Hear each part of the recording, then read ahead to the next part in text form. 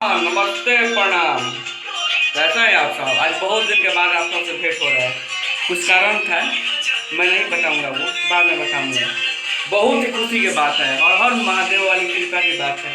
जैसा कि आप देख रहे हैं कि बैकग्राउंड में गाना बज रहा है और यह जलधारी करे जान साड़ी पहन के वही जन गिरुआ कलर साइड में कल सुबह वेब म्यूजिक पर सुबह 6 बजे वो गाना आ रहा है।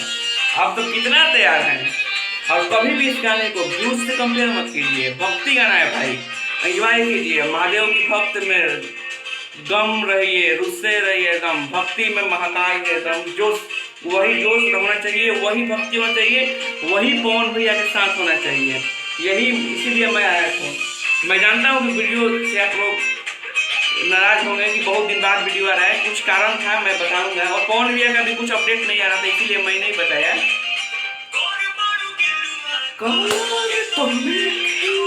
इतना सुंदर गाया गया है।